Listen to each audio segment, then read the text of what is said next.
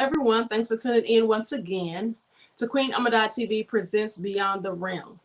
So as you're coming in, please feel free to go ahead and subscribe to the channel if you haven't done so already.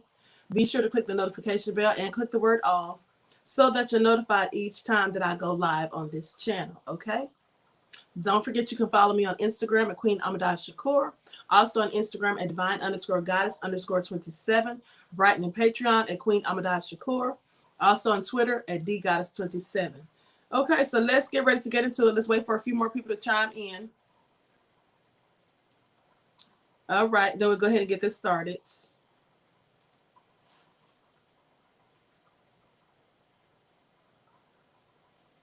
Okay, here we go. Okay. Hello, Alvin, Roslyn, Justlyn, Jasmine. Okay, William. All right. So let's get into it, people. Now I'm doing this video per a request. Someone asked me to do a story on this. I had never even heard about it, so I told them I would research it and do a story on it, okay? So with that in mind, if anyone has any requests of things you want me to discuss, please send me an email or a DM, all right? Or you can put it in the chats. Okay, so let's go ahead and get into it, people. Let's get into it. Hey, Dan, Baby Doll, Mice, Candace. Okay, so this is a story about a haunted amusement park. Flower Child and Woke One is black. All right, so abandoned West Virginia amusement park has a bloody history. Now, it has been decades since the Lake Shawnee Amusement Park buzzed with the laughter of children. But according to a local legend, the park is still a playground for ghosts.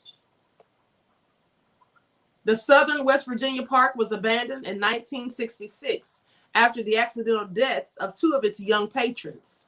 But it seems like this amusement park has a haunted history that reaches farther back.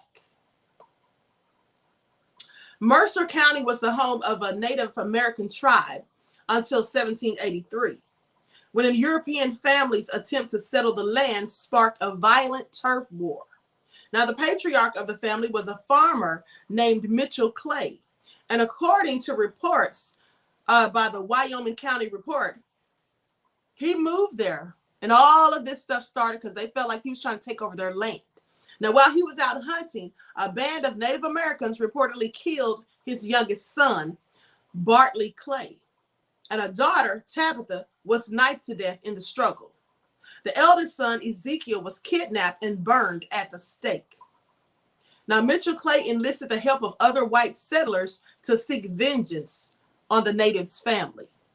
After burying his children, he murdered several of the Native Americans.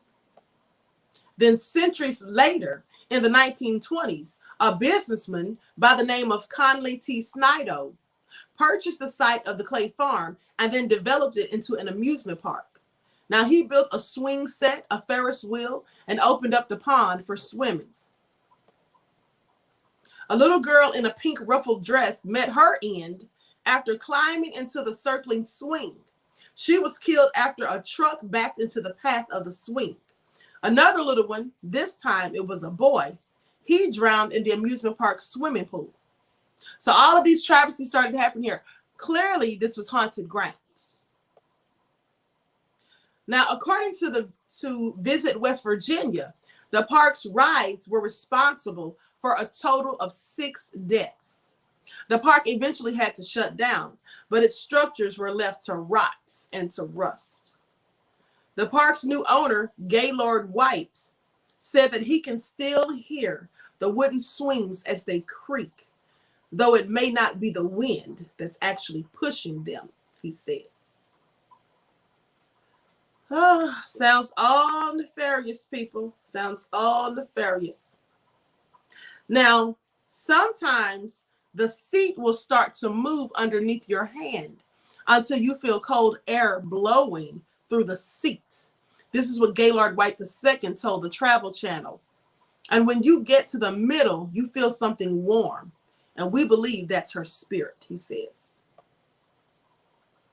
Now, the youngest daughter of White said he's even seen the little girl with her dress covered in blood.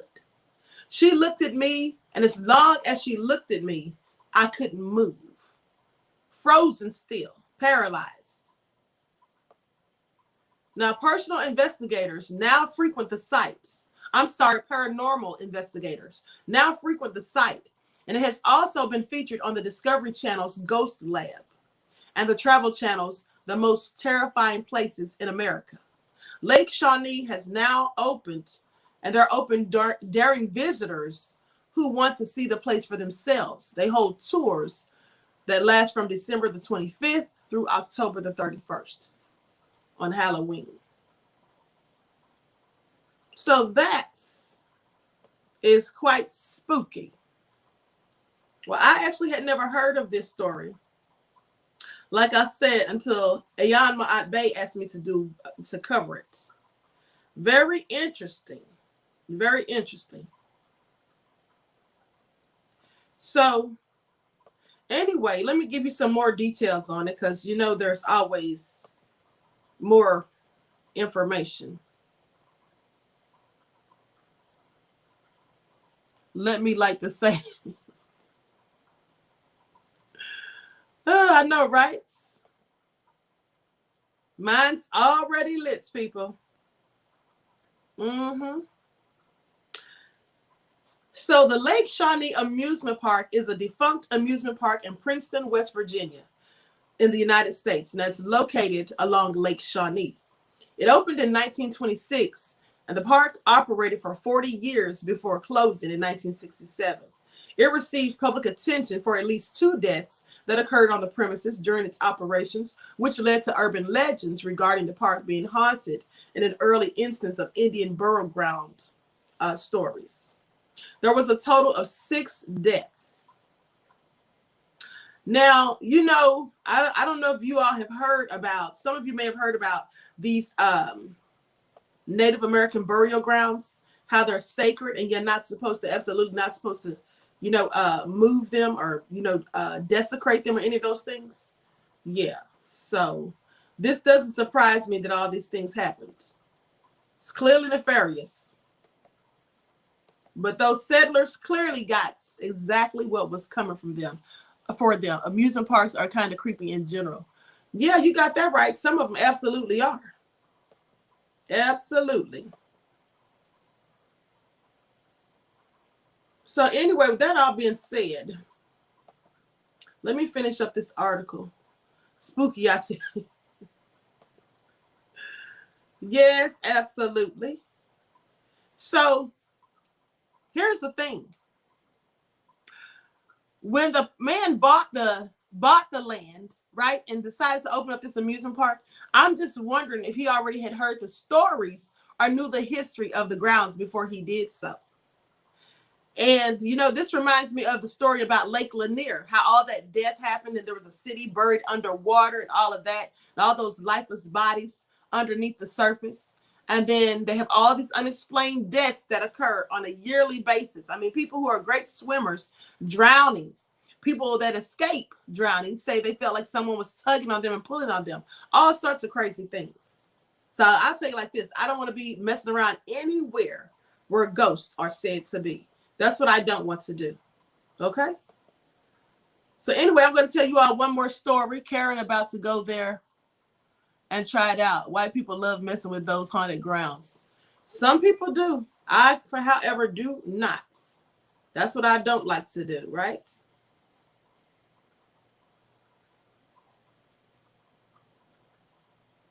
Ooh, these stories are too scary right here, honey. I have some more stories, but we're not going to get into those right now, okay? Clearly, they are too scary. All right, I have to talk about those another day when I can burn more sage. White sage limbs. Woke One said Lake Lanier, Georgia. Yes, absolutely, Woke One. Now, I did a story on that like a month or so ago. If you missed it, go back and watch it. Yes, they have all kinds of things going on there because that is indeed supposedly haunted. I mean, they do have a nefarious past for all these people coming up dead there, you know. And like I said, they actually buried a whole town. And who do you think was living in that town? They had the whole town underwater, shall I say, when they were building the lake, building Lake Lanier. Those were black people. Now, here's another article. West Virginia's Lake Shawnee Amusement Park is haunted by its bloody past. So as Halloween was approaching, or when it comes every year, that's the perfect time to get into the paranormal and study up on all of the haunted houses and hotels and different sites that you can go to. And there is a abandoned park in West Virginia known as Lake Shawnee Amusement Park. Many people believe it's haunted because of its past. Now, when Conley Snido first showed up with the dreams of building a carnival back in the 1920s, he had no idea about the bloody history of the land itself. So clearly that answers my question. He didn't know about the things that had happened there. So it all started in 1700s when Mitchell Clay and his family were the first to settle in Mercer County. Mitchell and his wife Phoebe had 14 children together and settled in on their 800-acre farm. Tragedy struck the first time when members of the local Shawnee Native American tribe killed two of the Clay children, Bartley and Tabitha, while they were working on their daily chores. Now, their son Ezekiel was kidnapped and then burned at the stake. After Mitchell killed some of the Native Americans in retaliation, the Clay family and their property would never be the same again. You know what I find interesting about this story? That they say the natives killed the children and then Clay killed the natives in retaliation. I don't believe that. That's just what I don't believe. Natives have never been known to be aggressors or instigators. Usually when they killed, it was because these same type of people attacked them first. Now, I'm quite sure they weren't just sitting there minding their own male business and being nice and sweet. And then the natives said, hey, let's just go and kill their kids. I think there's more to the story, right? That's just me. Now, fast forward in the 1920s when Conley Snido is working on his park with no knowledge that it's actually a burial ground. He funded a Ferris wheel, swing rides, a dance hall, and even a swimming pool. But the haunted history of the area started to catch up with the park, and strange things began to happen. A young girl passed away while riding the swings, and a little boy drowned in addition to 4 other deaths. Now, by the 60s, the park had become abandoned and the place seemed doomed. In the 80s, Gaylord White purchased the property in the hopes of building new neighborhoods. But after getting started with the land, they realized that there was more buried than just the Clay family.